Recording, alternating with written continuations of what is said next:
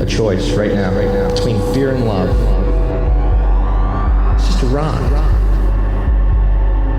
Out of the dark night of ignorance and into the shining light of truth. Expanding reality. A population of citizens capable of critical thinking. We don't see things as they are, we see them as we are. There's a level of reality where everything dissolves into an ocean of energy. We empower our experience by insisting on our authenticity. That's very profound. Very. Expanding reality. Welcome to Expanding Reality. I am your host, Brandon Thomas. On this incredibly cool episode, Scott Mackey comes by to talk about deconstructing the political system and polishing that turd, which we absolutely go into depths on. And make sure that you check the show description down there for the Patreon, because we do have a little bit of an afterthought that's located over there for our value exchange audience. I also want to point your attention to expandingrealitypodcast.com. That is where all things podcasts can be found, but also our Rediginal Publishing, our publishing house. The journals are linked up over there, getting more and more each day over on Barnes & Noble, which is huge.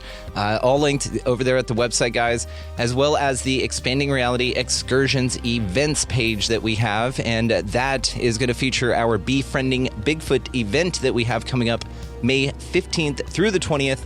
Got a lot of incredibly cool stuff going on there, but I'm not going to go into it on this part of this. We're going to get to this incredibly cool episode with Scott Mackey, but check out expandingrealitypodcast.com/events for more. All linked below, guys.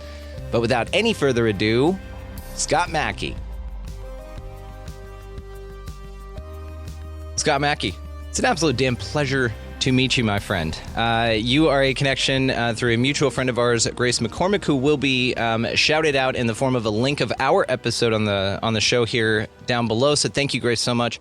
Dude, pleasure. I mean, you and I have been sitting here conversating a bit. Of course, this is Kid Smith. Grace always comes with the heat here, and I know she represents a lot of folks, and she's great at what she does. So, I mean, this makes the most sense in the world, and so it's really cool to meet you, brother. Now, you and I have been talking. I have a list of information about you, but I always find it's best to introduce yourself in your own words, if you don't mind, my friend. So I'll give you the opportunity to do that now. Beautiful. Brandon, thank you, man. And so I'm grateful and also pleased to be here. So introducing myself, why am I on the show right now? I have a book coming out on February 6th, which in this moment is tomorrow, but will probably be some point in the past by the time this is published. That book is called Love Is Not the Answer. We'll talk more about that, I'm sure, sometime in the next hour or so. I grew up in rural East Texas, like a fundamentalist Christian. Like many folks, I left the faith. I both found and lost myself in that process as well. I spent a decade working in politics. I spent time working on and in Afghanistan from a policy perspective. Spent a lot of time in business, but I think most important to me in a lot of ways, found my way back to God or a version of God through my own processes, my own journeys. As you've experienced, that is a healing journey. That's a journey of coming to know self and aligning with self. That's eventually a journey of finding freedom and power. And that is a journey that led me to write a really odd and wonderful, I might add, book eventually that brings the political strands, the spiritual and the religious strands, and some more philosophical strands together in this package that we're talking about now, which is Love Is Not the Answer and the weird world that we call home right now. This is so great. Again, this is just fascinating, man. Expanding our reality straight out the gate. And I really appreciate that, brother. So again, you guys know how this works. All the ways to find him are going to be located down in the show description. So feel free to go wild. The video version of this, as well as the transcript, are linked down there as well. Invite our audio only audience to come check that out. It's free, guys. Transcript's absolutely free. Go click on that thing. I know it says Patreon, or reads rather. Just go click on it. Trust me. You're going to love it. Anyway, so let's get in here. And there's so many things to start with. But there's so many things to talk about. What I'd like to start with is Texans. Are you born and raised out here in Texas? No, I am. So my parents are missionaries. And Okay. they, mid 80s, they were living on a ship called the Anastasis, which was the first hospital ship in an organization called Mercy Ships. But the Anastasis, they were like a grassroots organization trying to build this global organization of hospital ships. Nothing like that existed at the time. And so their ship was broken down and they were basically living on the beach in Hawaii while they were trying to get this ship up and running again when my mom came to and I was born. So I was born in Honolulu, Hawaii, spent my first 2 months of life there. And then this organization, just called Mercy Ships, they got like land-based sort of thing, which was in Los Angeles. So I spent 4 years in Los Angeles then, and then the organization moved out to rural East Texas. So I was part of this kind of wave or horde of mostly, but not exclusively, European missionaries that settled in, like oil and ranching community between Dallas and Shreveport. And then that's where I grew up. That's incredible. I mean, Texas has such an insane history, and living here, I'm born and raised, but I'm in North Texas. I'm by Fort Worth, Dallas area.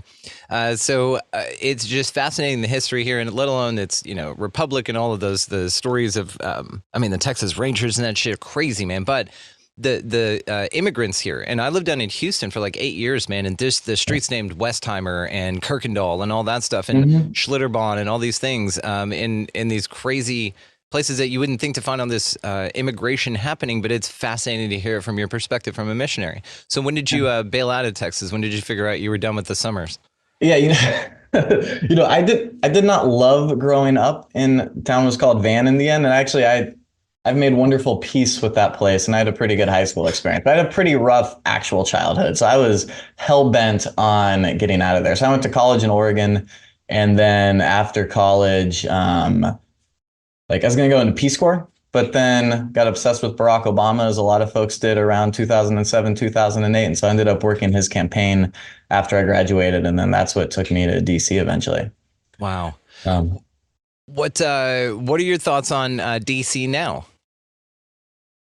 Well, it's a complex question. You can look at it from a lot of different angles. One, it's a beautiful city. Two, it is a city that attracts a lot of very driven, very ideological high achievers. I'm not someone that is normally going to sit around and, bash DC or the people that end up there by nature. But what it also is it's generally a city of very ideologically driven individuals who compromise, and they accept that the world is as it is, or it is what it is, and that they, to have an impact in this world, are going to have to work within the enormous systems that dictate a lot of our reality. So they're like, if I want to make an impact in the world, if I want to have a life of influence, if I want to gain or accrue actual power, then I have to work within these systems.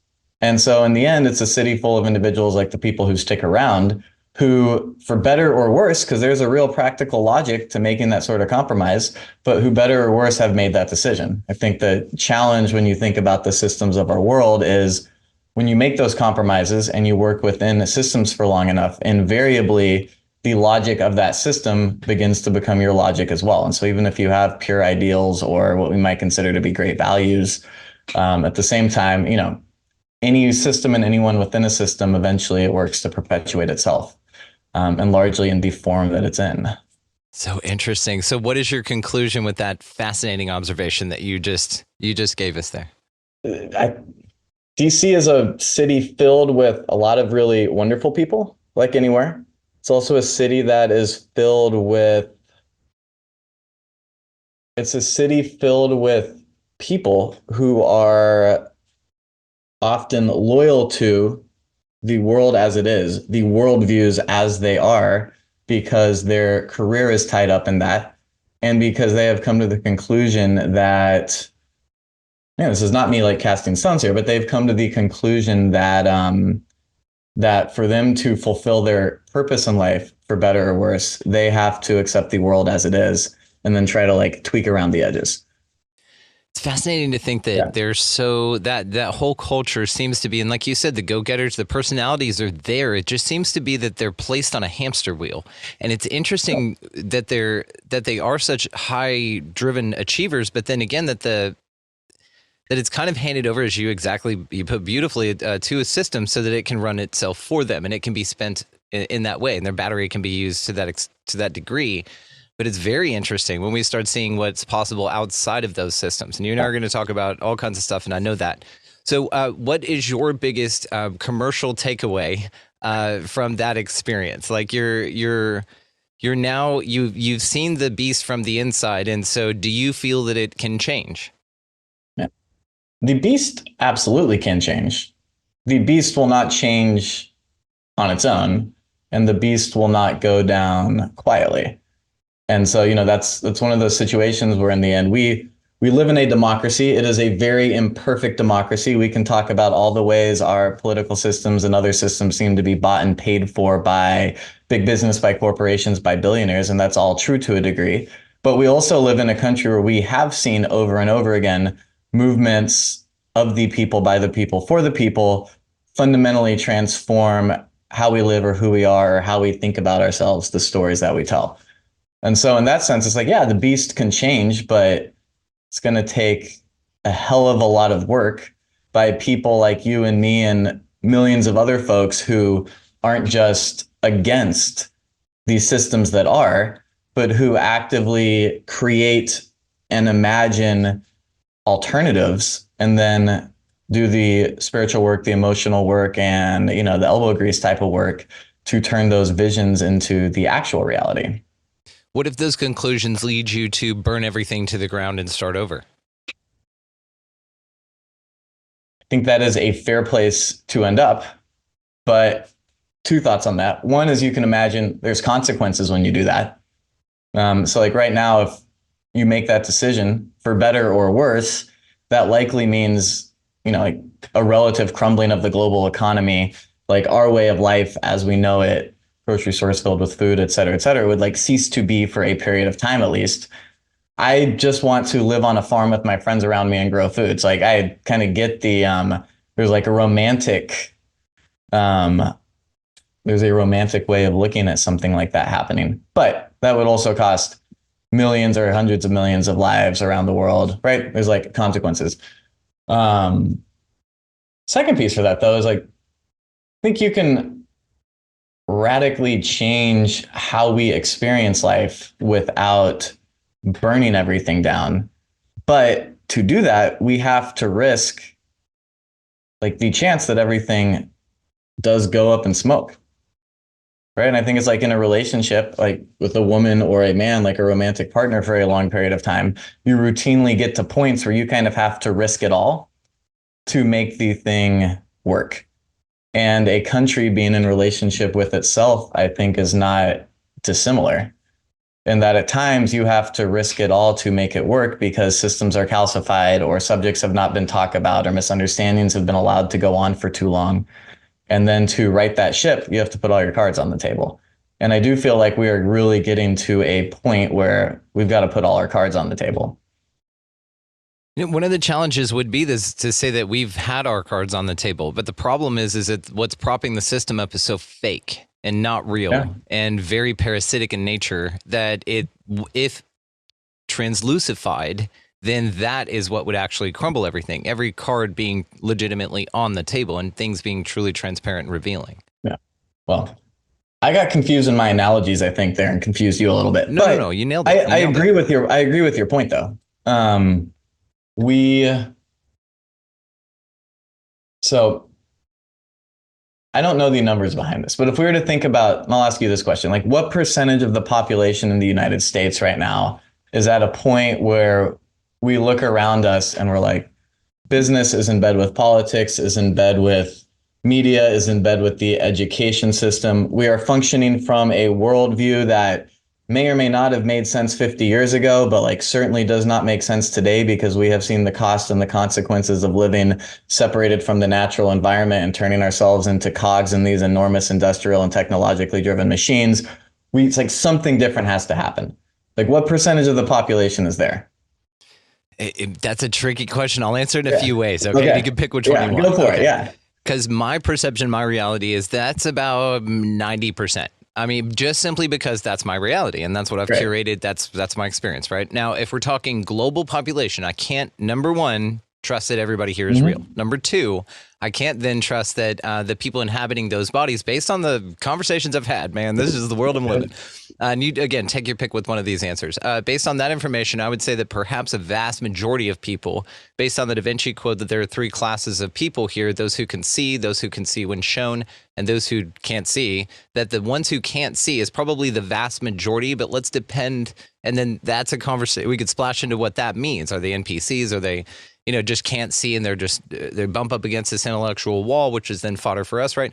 So I would say that, to answer your question in a way that's palpable, to continue your analogy, let's say probably 15%, but I'd say that's even probably pretty squashed, because I think people feel that way a lot more, and are giving themselves permission more to speak out about that. So that percentage is increasing every day. I'm going to say 15 to 20 right now. Okay, yeah.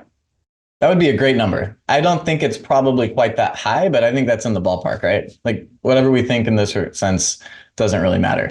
But the understanding of the world I mentioned a moment ago, where like we see and like really kind of understand how things are crumbling one way or the other. Like, that's a pretty comprehensive view someone might have as we look around us. I think that's a fairly small percentage of folks, whether it's 5 or 15%.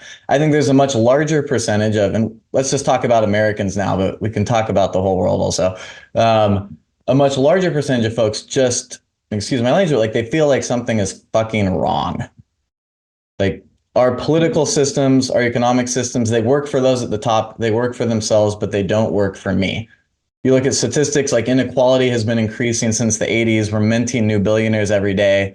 But me and most of the people I know are like living paycheck to paycheck, even if it looks from the outside like we're doing pretty well.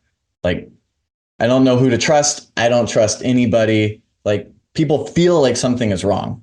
But the way that we're oriented for the most part right now, and I think you and I are probably on a different plane, and I would imagine a lot of your listeners are, but the way most folks are oriented is, as we have these like feelings of anger or anxiety or resentment or frustration, we are finding, but we're also being fed by our political leaders and other leaders, things to be against. I am against Democrats. I am against Republicans. I am against the system. I am against X, Y, or Z. The mainstream media is the problem, this or that. All of those things may be true, but in the end, like, being against things doesn't really get us anywhere. Like, what we have to do is, like, people who are growing and maturing is like have these critiques, have this deep understanding of what's going on in the world around us. But then what allows us to burn things down, if that's what we want to do, and then replace it with something, is like, we have to have the vision of what we're going to replace it with. And so, like, if I love the quote, like, you become what you fight. So if we're sitting here fighting the world, even if we're fighting the world with a different set of values, like, even if we win, we're going to take the energy of reality as it exists right now into the new world we're hoping to create, and it won't be that new in the end. If we can stop fighting and instead positively, optimistically, as a visionary, create alternatives that we and our community and eventually larger numbers of people can opt into, we're not burning something down. We're creating a new reality that is going to fundamentally transform the world as it exists in ways we can dream of, but don't entirely understand and can't predict. What major changes do you see being different in the structure at that point? Yeah. One, I don't know exactly. I can sit here and say, if I was king, this is how I would design the world. I think it's, this is like, it's hard to control big systems. Even when we think these systems are being controlled around us, like, we're being controlled through inertia built up by a million small things that have happened over decades. Not necessarily by like a single genius or a set of geniuses at the top, like really strategically pulling strings. It's inertia is the biggest enemy that has been building up in ages. But if I was king, like, we function in a world that comes from this materialist worldview. There's no, like, nature is natural resources. Our emotions aren't safe to feel. We are not spiritual beings who have access to any type of spirit realm. We raise our kids to be obedient and loyal and fill a role in a job. we have responsibility to ourselves, but not to our community around us. Like there's all these stories tied into, I think, how the world that we see and we're often so frustrated by has come to be. And so when I think about changes that I would want to make, it actually comes back to starting what is the philosophy or the worldview or the story or the narrative that would undergird building a new reality? Like, how can I apply that in my own life, and how can we start to apply that collectively? And it's something like weave into this story through the whole thing. But for me, it comes back to connection. Like if we live in a world separated, and because we are so separated, it's what allows us to do so much harm to ourselves and to the natural world. The answer is connection. And the connection starts with connection to and knowing like self, and not all the voices, but, you know, the piece behind the voices that is like the self sitting within comes with our ability to connect with neighbors, with the natural world, with the force or the source or whatever it is that you call God, a modern concept of oneness effectively. And so as I start to like think like, what does a different world look like? It really starts with something of a spiritual or a psycho-emotional revival, not a religious revival, but like a true revival of like something new that takes the synchronistic knowledge that is coming together, where science is meeting like, you know, our ancient spiritual traditions, and we weave something new out of that. And once we do that, then it's like, okay, if this is how we see the world, how are we going to build systems of governance that respect this like oneness mindset or oneness reality? And yeah, we're going to have to make compromises to build anything, and people are going to have to wield power. But let's hope we've created a world where like we're actually working from the same playbook. So even if we disagree with someone, like we respect where they're coming from, and we understand, and we've like raised people that can wield power with integrity. And so then at that point, like, I really didn't answer your question, apologies, but like we can talk about all the ways we want the world to be different, but I really think it won't be that much different until like we really have a new story or an interrelated set of stories that change how we see ourselves and how we see each other. It answered it perfectly because it was an honest answer from the heart and where you were inspired to go with the answer. And to that, I would say a couple of things that I've learned on the show here, most recently from a guy named Frank Jacob. And he said, you know, it's important to make the ground safe for your ideas. It's important to make the ground safe for your ideas. And in that, then, I'm also reminded of a quote from Bill Hicks. Bill Hicks, comedian, absolutely wonderful, brilliant dude. Rest you, brother. This dude came up with this bit about how whenever a new president is deemed president, they're led into a dark, smoke-filled room on a table there and shown a vantage point of the Kennedy assassination from a vantage point never seen, right? So it's this idea of, you know, the whole rework. And so it's interesting to think that we can, you know, go in almost and use the same buildings, you know, but the whole damn system, this idea of a smoke-filled room, it needs to be replaced maybe with the hookahs, right? Yeah. We could fill it with a different kind of smoke and encourage people to really go outside the box with their ideas. And so how do the systems blend? What does the Vesica Pisces look like there? Because that's we're into this, you know, Pluto's in Aquarius right now, and that's a destructive ass. I mean, we can absolutely talk about that. Last time was American Revolution, I think French Revolution as well. So it's a revolution for sure. And this idea of an apocalypse, which is just an unveiling. And, you know, I've got a lot of new information I'm learning about the government as well with the sort of word magic by Pao Chang. If you're familiar with this work. I'm not, no. Okay, dude, I'll send you a link for it. It's badass. Yeah. And it's just this whole idea of Jordan Maxwell's been saying it forever. I mean, that there's a parasitic government over this thing that has to do with your birth certificate. And I'm sure we're going to talk about freedom and sovereignty. But the question really is how do we make the ground safe for our ideas? How do we take that idea of, well, even if we elect somebody that looks good on camera or whatever, and we can get them through this two-party system, which seems to be the way. I mean, again, that when you look at that road, it's so ridiculous to think that that's the direction that we're going to go. So what do you think about that? How do we make the ground safe for our ideas? So to get a little wonky to start with, it's like, you know, we're talking about like heart work. How do we build a new world based on people being different? That's based on the politics reflect society, society reflect the people within it. So let's have a revolution of the heart, and then that will change everything else. So that can be part of the puzzle. That's the big picture. That's probably long-term, but something like that you just discover it's happened all of a sudden because it's been silently building, and like we can pray that time is coming, because we both live in worlds where it seems like that's all that's going on, even though like we know that's not the case if we look more broadly around us. Like if we get wonky, it's like we can reform our electoral system. We can have what seem like pretty small asks that make the ground far safer and create space for like new ideas and independent voices and third parties. And it's like a first piece of that puzzle is we're in a winner take all democratic system right now. If we move towards some combination of reforms that have names like open primaries and ranked choice voting and proportional representation, electoral systems that are all in place in different parts of the world, that doesn't solve every problem at once. It doesn't even solve any single problem immediately, but it does create plausible, rapid routes for independent voices that aren't associated with, loyal to, or within either the Republican or the Democratic Party to begin having a voice on the national or the federal scale.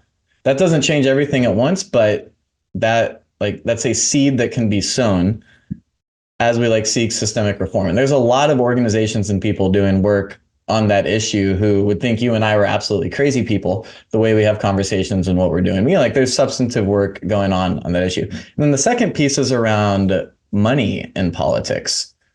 We've always been a big system and a big money game, but since Citizens United in 2008, when McCain-Feingold was overturned, it has opened the tap for dark anonymous money in our political system. And there are real consequences for that.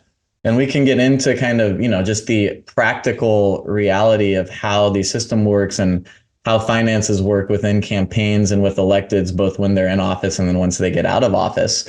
And it may or may not be that interesting, but it's a dark world. There's going to be several $billion spent on this, on all of the federal elections in 2024, that most of it we're not going to know exactly where it came from. And if you look at polling in the US, the bulk of our population, Republican and Democrat, support putting real substantive caps and rules around how we raise and spend money within politics. And it's actually really simple. We just need to limit all regulations and spending for super PACs, 501c4s, and similar, the same way we do it for candidates. And if we do that, then you're limiting any organization or person's donation around $10,000, and nothing is anonymous. And again, that doesn't solve every problem of the entire world, but that kneecaps special interests, powerful forces, billionaires, corporations, associations' ability to buy both our electeds and the system electing them so efficiently at such a high level. Those two pieces, but you get those two in place, and that actually really changes the look and feel of our system. It's interesting, man. It's just some people would consider that polishing a turd, and some people just want it all fucking burned to the ground, get it out of here. Because then some people would say, just playing every side here, man. We're just having a conversation. To take that money then that you're saving on not doing that, then invest it in a way to beat the new system, right? And so it's interesting again, just when we think about this, and yes, the democracy element to this, but a republic is an interesting idea as well. And so they're just fascinating topics around which this conversation is centered, and I'm grateful for that. I want to talk about your book, but you did mention something about voices in your head. And so are you ready to take the conversation to that kind of level yet? Yeah, let's have fun. Okay. So conversations in your head are an interesting one, and voices there are fascinating. So my question is trust, right? Mm-hmm. So how do you know what to trust, who to trust, which voice to go, and which voice to go, no, thank you, fuck off. Yeah. Yeah. I never know exactly. I don't know about you, but it's, it's the difference between talking to or listening for the voice of God or spirit and having a spark of insight or receiving a mission in that process, and then grasping that in your teeth and relentlessly pursuing it, and being a person and an individual of trust, surrendering and going to the wall, and carrying the voice of ego wrapped around something very similar in the end, it's like for us, that's like judgment and wisdom. Those voices are going to sound very, very similar, like when we're hearing them in our mind, right? So I always try, like whenever subjects of God or entities or similar come up, my stance is always just to maintain as much humility as possible. And I think that can and should be true for most pieces of life, because none of us ever see everything. And reality is often dictated by the beliefs we have around it, truly. And disagreeing with someone doesn't make them wrong or bad in the end. So like try to bring humility to the idea of like listening to the voice of God. But yeah, at the same time, like that happens, especially if you are someone that meditates or you're someone that prays or you spend time either recreationally or in very serious ceremonial settings, eating mushrooms or drinking ayahuasca, or, pick your plant medicine of choice.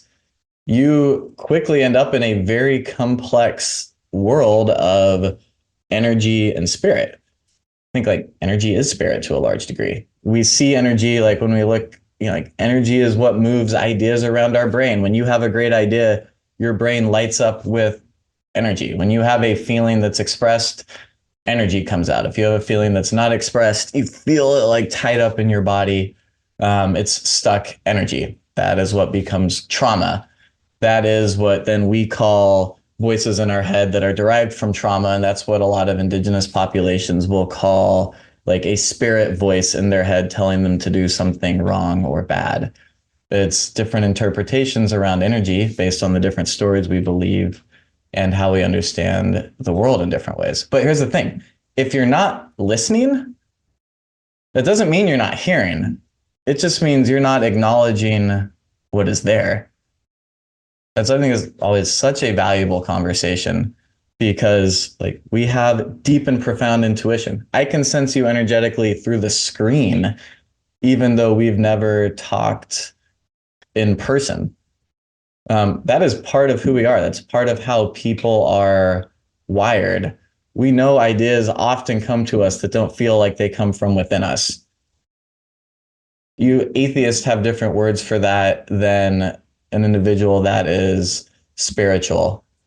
But like we're always referring to these same like the same phenomenons in a variety of different ways. But if we're pretending they're not happening, then we are handicapping ourselves as individuals and handicapping ourselves as like a society, because we're ignoring, one, a fundamental reality of what it means to be a person, and two, arguably ignoring our greatest power or source of power. What is your worldview at this place? What do you think our life experience is all about? Like, what do you think we're here to do and all that good stuff? Man, I don't have an excellent, cohesive, big picture answer to that question.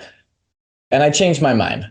But I think that we're here to experience life.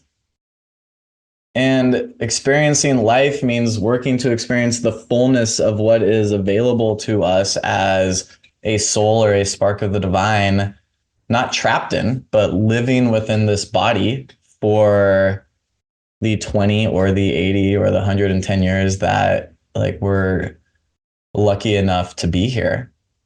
And as you know, like the breadth of human experience can be profoundly wide. It can be like so small and narrow, and it can be constricting and fearful, and a lot of us are wired that way.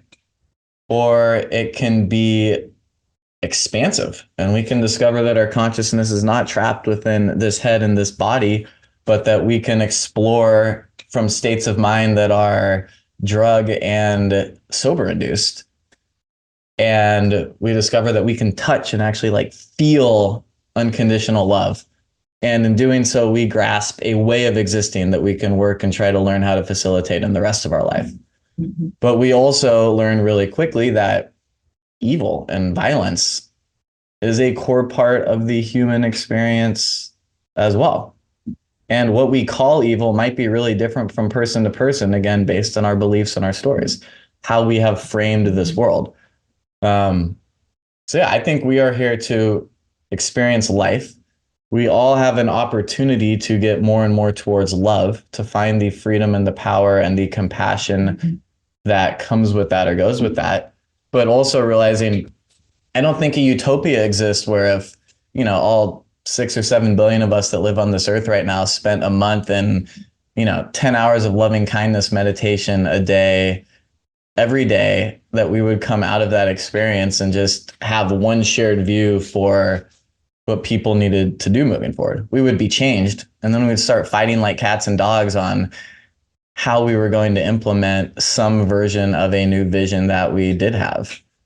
I just would like us to fight from a perspective that acknowledges the spiritual and energetic reality of who we are, and that has real place for like love in the like unconditional expressed form that you and I have both experienced when we somehow go like touch the energy of creation in meditation or with plant medicines or similar. Have you had any freaky woo-woo contact, as they say, paranormal experiences, UFO, Bigfoot, chupacabra even? Anything like that outside of psychedelics or meditation? I have my experiences in that regard tend to show up less as what I would call entities than like overwhelming feelings of like presence and connection. But I think more to that point, like I have sat with a lot of people when they're like deep in those experiences and communicated with or through them, largely, like would call beings or entities that are sitting on a different dimension, and have had the most remarkable conversations in those periods of time. And it's a conversation where you just know, like, you're not really just talking to the person that is sitting in front of you, and you don't understand how and why that's happening. And, this isn't necessarily happening with like any ingested substance either. And you're just like, well, I don't understand this. I don't understand a lot of things, but this is fascinating and it's clearly happening. Hell yeah. Just embrace it and say yes, huh? I don't know any other way to go about that. Yeah, it's interesting. I've got a lot of questions, man. How old are you, by the way? 38. Okay. Have you gone through your like dark night of the soul, Pluto square yet? Are you familiar with what any of that shit means? Astrology is not my strength. Okay. But I've not studied it. Hang on there, because my wife will not be happy if I don't get your shit before, and we'll check your chart with your permission. She's really into it right now. She's taking Ksenia Moore's class, and she's crushing it. She's found some fascinating things out. My point is I, man, had this massively optimistic view of this place. Like fucking everything's going to work out. We're all one. Yeah. Unity, consciousness, self-experiencing itself subjectively, all these things. And then, and acknowledging evil. Yeah. But it doesn't happen to me. Right. Or bypassing the real fucked up shit that has happened to me and framing it in a different way. So, it's interesting on the other side of what I would call this dark night of the soul, or this Pluto square that occurred on 41. So it's you're right around the sweet spot, man. So you either have already had it, or I think you would know, or you're right up on it. So again, we'll talk.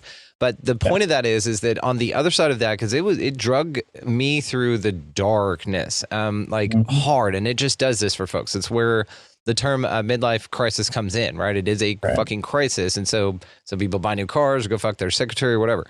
So all these interesting things have to do with this time period in life to where you really get a different perspective. Do you see something like that coming into your life, if that's what's occurring? I'm not giving you a coloring book and coloring it in for you, okay?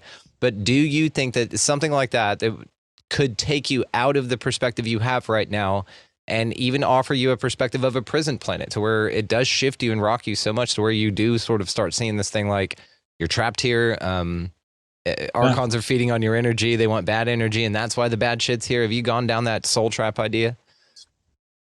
I have read about that soul trap idea more than I've like experienced that specifically myself. I had 5 years ago, had a breakdown where it felt, like one, my world was coming apart. Two, you discover you are disgusted by who you are, who you've become, and you're not quite sure how you got there. Yeah. And you are forced to begin re-examining everything because you have lost faith and trust in all of the things you had put faith or trust in. But the worst and the deepest like depression I've experienced was as like a small child.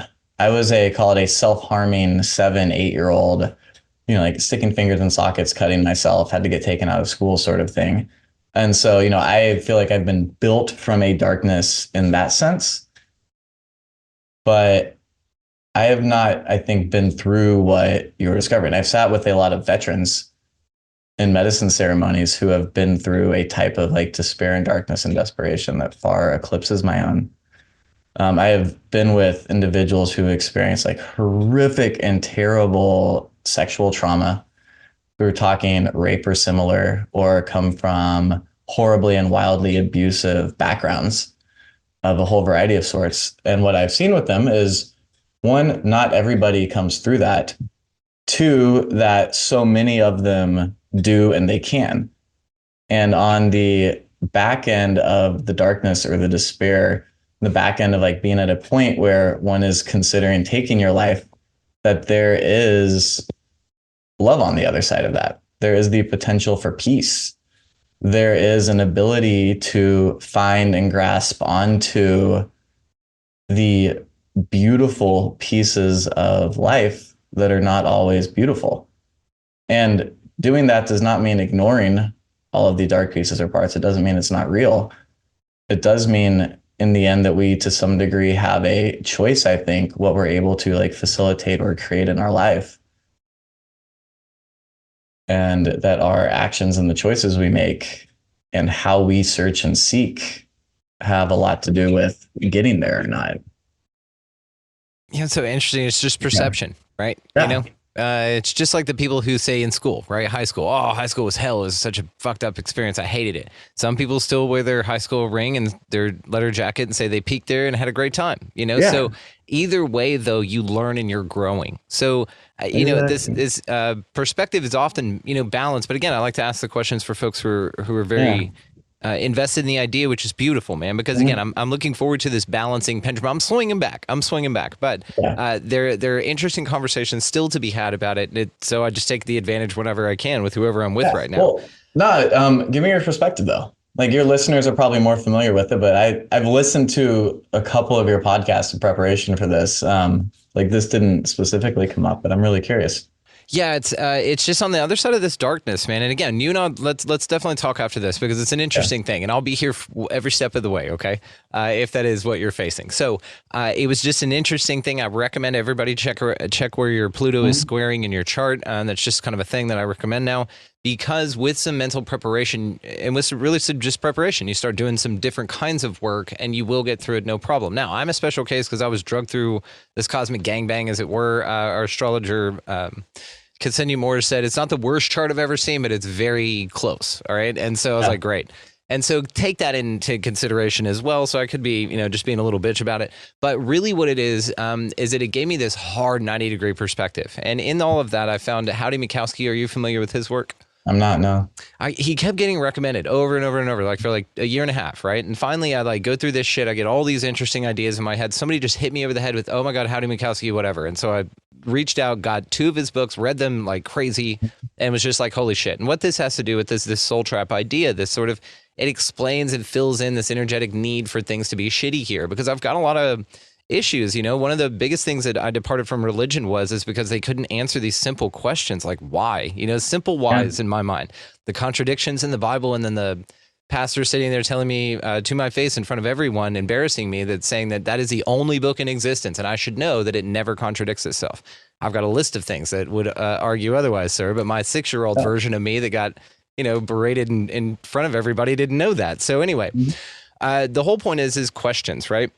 And when we get to this real deep part, this meta, this fucking what is going on here, the philosophy of it, yes, but the philosophical implications go beyond the perceivables. And that's where I find my toughest challenge, is when you step out into this void of this possibilities and potentialities, but then you reach a limit of your provability and your ability to interpret the information around you to make it viable for either one to be certain, right? And these are core fundamental things. We're talking flat Earth versus round Earth, simulation versus organic or whatever. Is there a God? Is there not? Is the God that everybody's praying to a good God? Is the place set up to be what it's supposed to be? Because in the Bible, if you look at it, You can find tons of scripture actually that says that the God in the Bible is Satan, and it's fascinating. It's like a cliffhanger at the end in Revelation. It says Satan, deceived the whole world, right? And so Satan was the murderer from the beginning, and he's got God's got the kill count in the Bible. So anyway, it's interesting when you start looking at these from this perspective, and I've gotten just really to an interesting point to where I don't know. I mean, it could be so, yes, you do absolutely encounter a soul trap. It could be absolutely, yes, you're a divine spark and you're learning here. I've got some issues with the fact that I don't retain memories that would be useful, like gravity or like that's the snake's bite, shit like that, like things that I would like to retain lifetime to lifetime. A nice, technique for cutting paper, like something like I could just be like, oh shit, I got this. But it's interesting that you need to relearn so damn much. It's, again, interesting with the near-death experiences that report the same information. They come back. You could then view that as they're an agent for the Matrix. They get people to go to the light, all this kind of shit, man. So, again, you can find like this evenly stacked deck on either side of these absolutely plausible things. Now, I don't feel that any action is required on my part, right? So then you kind of get to this point to where, well, if there's so many questions here, what do you do? You know what I'm saying? Yeah, I mean, I think here's the thing. They're both right. Yeah. And there's no certainty around either of them. It's like, maddening. Right?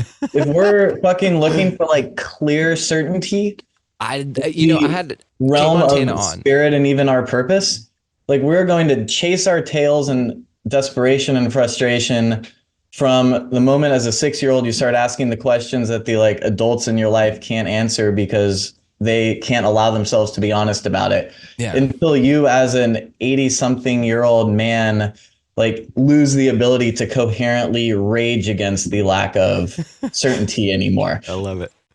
And I don't want to be that old though. I want to be okay with being uncertain. That's what I'm saying. Though. I think that that's the pendulum swing that I'm on here, that I'm pumped about, really.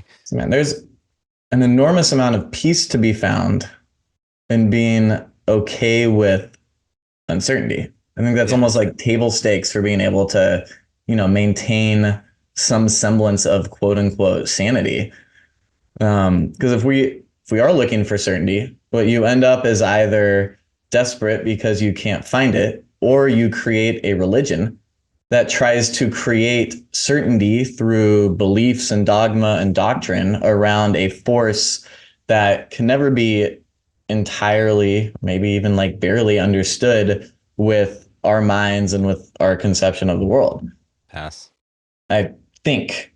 Yeah. I don't know.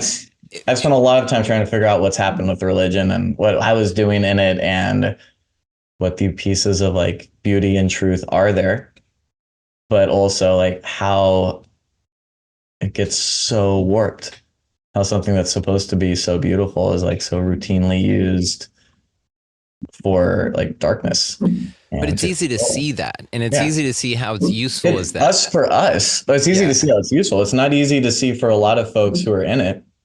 But then the question is how do you know that the perspective you have now isn't useful for you now, but useful for someone else more because it keeps you in some darkness, essentially. And by certainty or by asking questions in a deeper level, you would know, I suppose, a little bit better way to how to navigate this place. Because as I swing back the pendulum, I say, okay, well, if this is a system of energetic harvest, right, and they're harvesting negative energy, what if we turn the volume up and just grew the energies over there that were positive, right, and just force-fed them positive energy and made them adapt and terraform them to that energy? If there is this sort of relationship going on to where one system feeds the other, as above, so below, if everything's a food source for something else here and needs energy from something else to continue on, right, then it would say that that's what's going on. Now, I think that with that perspective of people get to the archons or the demiurge or this prison planet idea, they'll stop there and hang out and be pissed about it. And you talked about this earlier about the things in politics and all that where they'll just hang out there and then nothing actionable comes from it, right? And so we're asking the questions to take the next actionable step with this. And I think getting to the point to where you see this is all subjective, dude. I really have an argument, a strong argument against consensus reality altogether, that we're in anything like the same place at all. And so because our perceptions are so varied, no two experiences would be the same. But then you run into the challenge of like, well, then why does God want to experience what rape and all that shit is constantly, right? Like how many times does God need to know what the slaughter and genocide of millions of people are like, if that's what's occurring again? So it runs you down all these interesting philosophical rabbit holes. And it's wild, man. Yeah, like I don't think God is anything like what we think God is. You nailed it with this. Especially Yeah. if we come from a religious background. Yep. Like one, I don't know. But like in experiencing God, or what one might call God, in so many different ways, including when I, didn't believe, like, for a very long time. But like really, like, God is a force, right? And I think that like it's an energetic force. It's a logic that underlies like the plane of existence that we can see, and all the planes of existence we mostly don't see but can occasionally see or sense. And it's just like very fucking complicated, very obscure if we're trying to see it clearly. Like God does not have morals or values the way we do, Which is terrifying for us. which is absolutely terrifying. There is like deep, profound, gooey, knee-shaking love that is available in this world. And we can find that and experience that, and we can choose, if we wish, to try to like orient our life around that. But, like most people who would talk about that, including myself, are also like, we need to connect with nature. We need to be balanced with the natural world that we came from. We are a part of this greater whole. We are all one. How do we live in balance? It's like, yeah, but nature is vicious. Fuck yes. I talked about this. Somebody was like, Yeah. I want to live in nature. I'm like, dude, they eat like chimpanzees will eat baboons' asses like while they're still alive screaming. Yeah. Like, dude, what are you talking about? I don't want to blend with that kind of nature. Everything is food. Yes. And life comes from death. Universally. Especially if we're looking at the animal world. The plant world can sometimes look a little bit softer and make more sense, but even then it's like you grow and you shed and you decompose and you become nutrients to grow and shed again. And like all versions of plant life are going through that cycle endlessly. And so that's God. And I don't mind being deciduous at all. Yeah. I don't mind it at all. I love being deciduous. I don't want to be an impala when the lion comes, though. And if I am, like, let's form a relationship. Let's find out, let's connect, because I wouldn't mind connecting with my farmer, who's farming off me. What is their motivation? How can I, connect with them in a way that it's mutually beneficial if that's what's occurring? And if there's some adjustment needed on their part, I'm declaring sovereignty for that to be, or they could swap me out for another whatever. It's just this sort of declaration of sovereignty. And so that's another thing I wanted to ask you about. Freedom and sovereignty. What does that mean to you? Yeah. Those are a couple of terms or words that I spend a lot of time thinking about, because I am fascinated by how many different ways people use those words or interpret them. We both live in the US. We're both in Texas. Like, for a lot of the folks in the world around us that we live in, freedom means access to guns and being able to do whatever they want on their land. And there's like this whole culture around some idea of freedom that I think is largely imaginary. But it's really there, and it feels really strong and real. And then there, in the spiritual world, there is the idea of freedom and sovereignty that is incredibly popular. And there are individuals who want or demand the right to opt out of all of these broken systems that we see around us, and create something new, or to be doing something new. What I get so interested in, though, is so many of the freedom, sovereignty folks that I know, like down here in Austin, the big new age community, right?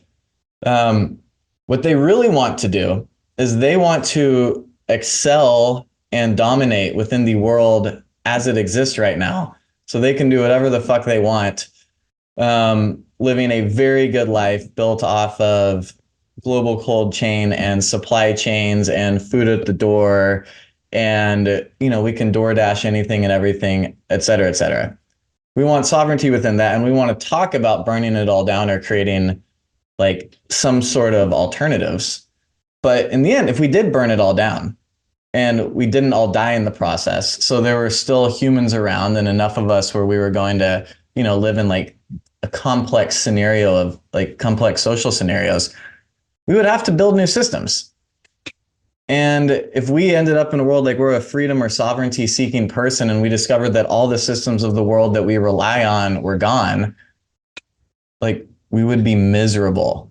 And so like so often find when I'm in these conversations, it's like we want freedom or sovereignty, but in the end, like what we're looking for is meaning in something new that we then could or might become loyal to. So I think so often when people are talking about freedom or sovereignty, what they're talking, I got lost in this conversation, but like, what they're looking for is alignment. Like we want to belong. We want to have something to be loyal to. We want to find purpose within it. We just feel alienated with what we have. But like when the rubber meets the road, it's really scary thinking about like what life would look like if it did all burn down. Don't meet many folks who are like really into that idea once you get 30 minutes into the conversation thinking about it, because like burning it all down really would mean burning it all down. I could see it lighting our way. It could. It's terrifying though.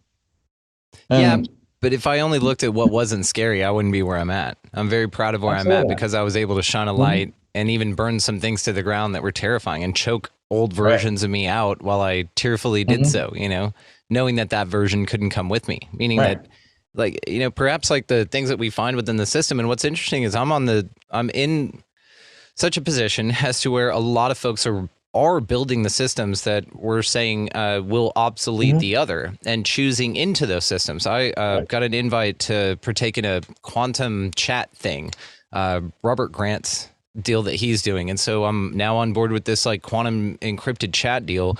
And so there are so many alternatives to what's going on now. And I think very few that I could vouch for, I can't vouch for any of this stuff, but are doing things that would compromise the morality or boundaries to do it.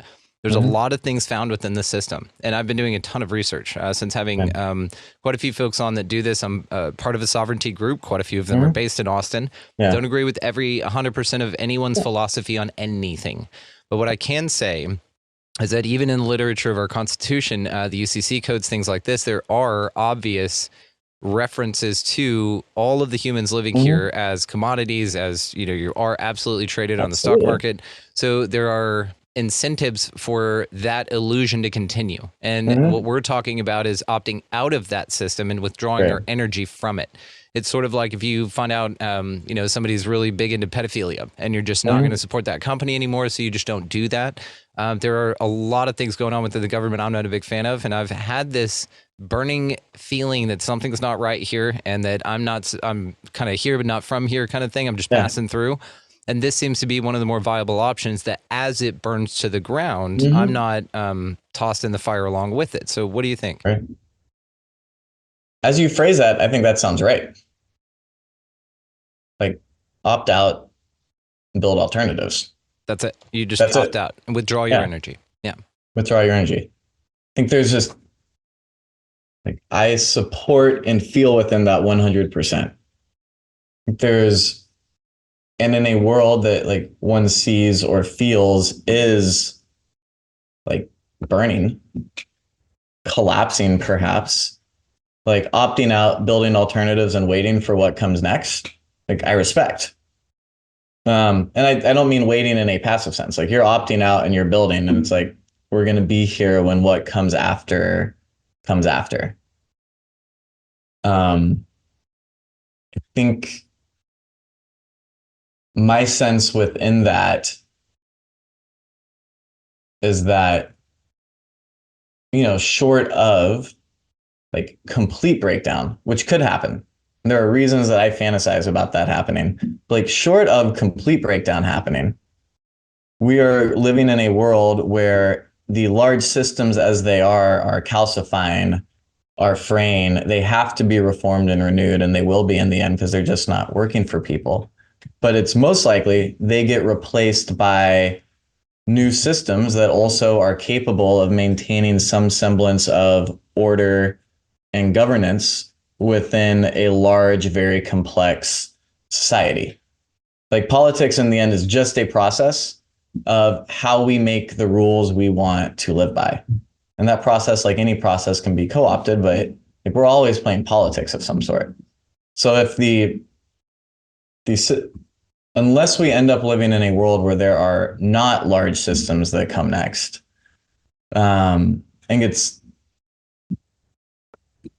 sorry about that. My perspective just ends up being it's very important to be engaged in thinking about what a next large system might look like and how we can build ones that incentivize actual freedom, incentivize real human sovereignty, recognize that we are energetic, emotional, spiritual beings, and still manage to create some semblance of rules and order that give us the structure that we need to thrive within it.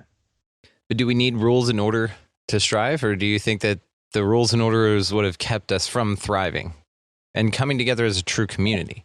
Feeling that large systems were the only answer when perhaps it's not sustainable, as we've seen in history time and time again, and perhaps it's going to naturally entropy as it calcifies, and that maybe smaller systems would be the better way to go. I think smaller systems would be a better way to go. Hands down. I also believe that we do always have to have rules. We make rules, even if we're making rules about the absence of rules. Our lives are governed by agreements, and there are agreements that you have with yourself, and there are agreements you have with your spouse or partner. There are agreements that you have with your children or your neighbors. The smaller the communities we live in, or the more geographically diverse communities that we live in, the less interconnected communities that we live in, the fewer rules that we need. The more connected we are, the more reliant we are on each other, the more one person's actions have the ability to harm or impede another person, the more rules that we end up making, I think, invariably. But rules inevitably impede, right? Because it depends on rules how and structure create freedom. A type of freedom, right? Because then any rule to somebody else would be a complete restraint, right? Like you, hey, everybody, we're not using denim anymore because there turns out it's horrible for everything. Well, dude, I'm Canadian tuxedoing it out here, bro. That's my look. I only wear jeans. But can you imagine a world where you are not homesteading effectively, where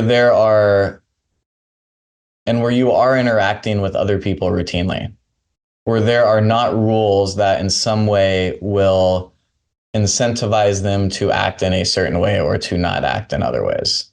Yeah. You just honor sovereignty. That's it. Everybody's sovereignty to property, everybody's sovereignty to life, everybody's sovereignty to do what they want. There's clear emotional maturity that will occur with a generation or two of folks who grow up with something like that. I don't think with what we have now, it's going to be instantly roll out a bull. But I think what conversations like this definitely do is invite us into, just an understanding of something greater than perhaps what was presented. And that's what's beautiful about this, Scott, is you and I can just sit here, we can talk, we can have an awesome conversation about just really, really interesting things moving forward. Because it's a fascinating time to be alive, man. And the astrology right now is fascinating. And so, again, I want to check your stuff out if you'll let me. I want to ask you about energy. And this is something that we've touched on just a little bit here. You brought it up. But also this idea of, again, taking our energy out of that big system and then putting it into ourselves, putting it into our community, tending our own garden, as it were. Right. And it seems that things like that will stop, the massive CIA drug and people trade and all these sorts of things that we would see as very beneficial to us. But it would then inevitably trickle down to the system, because what we'd like to do is work with people who are morally viable from our standards, which have to do with human sovereignty, right? And it's a very clear-cut sovereignty. That's it. So what do you think that looks like, your energy and just withdrawing it? And then, because again, there are people I know that right now, if the energy was taken out of folks spending $21 on Netflix or whatever it is a month, which, that's the niece of Edward Bernays, the founder of propaganda. And so if you would to reallocate that energy to a couple of the folks that I know who are building these massive platform systems for folks that would really change the world here. All it is a plug out of energy and a plug into that. Now, the only downside of that is less kids get trafficked and shit. So, I mean, that's the only negative I can see with taking the energy that we've been putting into things that we've been having a misguidance under what their true motives, their intentions and activities really are. Maybe it's in all that thing that you read, you know, where you click agree and you just scroll past it real quick. It's like, yeah, we're selling kids like tons, you know, and all that shit. And you're just like, I want to see the season of Firefly or whatever. Anyway, so that's sort of my question there is about your energy, man. And, you know, what do you think about that? Energy is like focus and priorities. That's true for like an individual. That's true for us collectively. Where we direct that and how we direct that becomes like the driving energy that's directing us where we go collectively. Give a concise answer for once. Dude, you've been crushing it the whole time. I think that's like fairly simple and straightforward in that regard, right? It's you nailed it, and it's beautiful. I mean, because that's what it is. Your attention's your currency, right? That's what you have the opportunity to spend here, not money. Money's bullshit. It's a form of energy, but it's easily manipulated. Yeah. And it's, you know, I mean, currency is actually just trust at this point in time. It's fascinating. We'll just start trading seashells again, dude, you know? That'd be an absolute dream. That is FRNs. Let's do it. If I could live on a coast with a canoe, a lot of fishing, some milk cows around, and a refrigerator that worked, it would just be over the top. That's the thing, is that we're not going to burn down like modern conveniences and the ability for you to get DoorDash. We'll just make sure that every 20 orders is in a human being. You know what I mean? It's all Taco Bell, right? It's not nothing fucked up going on, man. Taco Bell can go, but I live in a place where we don't get any of that shit. We don't get deliveries of any kind. So yeah. I'm forgetting the town. Are you out near Salina? One more time. Are you out near Salina? No, we're north Fort Worth. So Dallas, Fort Worth, and then we're west of Fort Worth, like by Millsap, by Weatherford. Okay, so we're out there, dude. Our population's like 1,000 people, something like that. We're an unincorporated little city. Beautiful. Yeah, I love it. Love it. We've been out here 8 years. It'll be 9 this year. Excellent. Yeah, I am. Freedom. I can walk out of my house right now and shoot a gun, and I love it, by the way. I don't know if I can talk about this, so I won't use any names, but it was out a piece of land outside of Austin on Saturday. And there were 2 Tesla Cybertrucks there. And, you know, they are like they're bulletproof. How'd the windshields hold up? So we only shot a door. It's an AR-15. And they all went, and it's not, in theory, it's not, I guess, bulletproof to an AR-15, which we kind of figured out after the fact. But like 5.56 straight through into the dash, it starts smoking. It was awesome. Not my Cybertrucks, but it was okay. Awesome. Texas, right? I know. Yeah, it's Texas. a lot of fun. All right. Doing Texas things. Yeah, well, my man, we're going to cap it on this one, dude, but we're going to invite you back for so many more things. So stick around if you don't mind. I've got a couple of invitations for you here, but wanted to end on a high note. This whole thing's been a high note, but let's just talk about what gets you personally up in the morning. What's your motivation? What's your hope? What keeps them feet moving one foot after another? Yeah,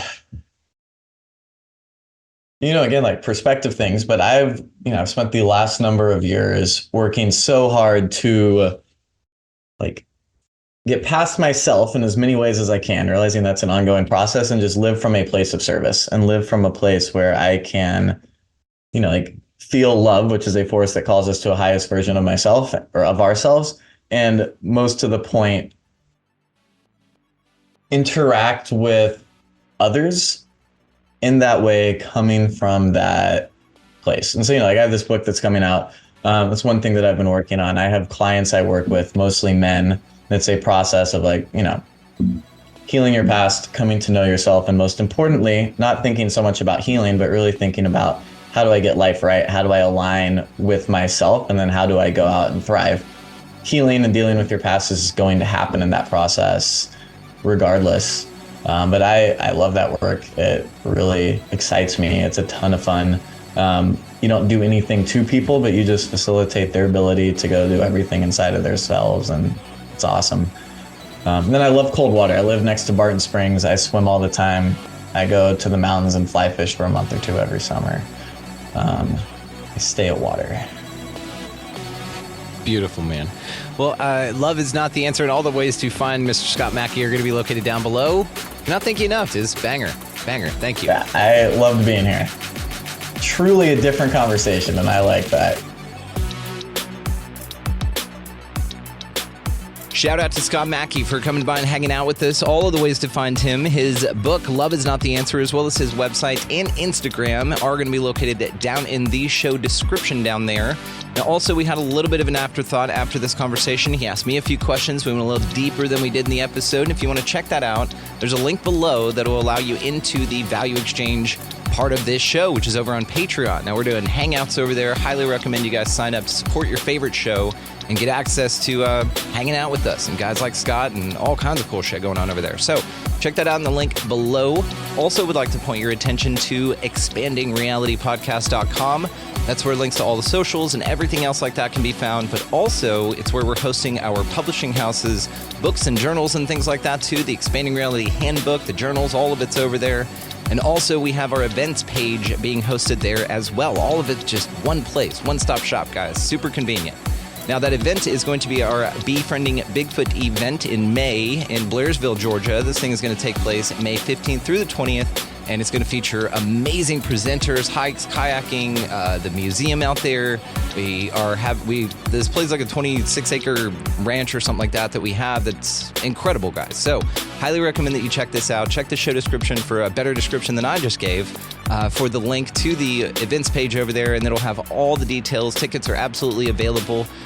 Various options over there, so check that thing out for damn sure.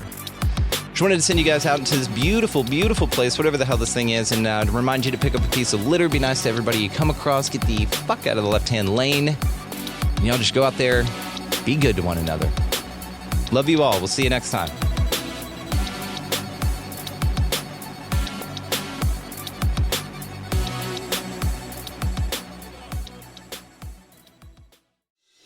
It's time for another season of The Palmetto Porch, an original podcast from Discover South Carolina. I'm Devin Whitmire. Join me as I get to the heart of what makes South Carolina such a great place to visit by speaking to the locals who make it so special. Premiering December 5th, find The Palmetto Porch wherever you get your podcasts. And for more information about our show, visit scpalmettoporch.com.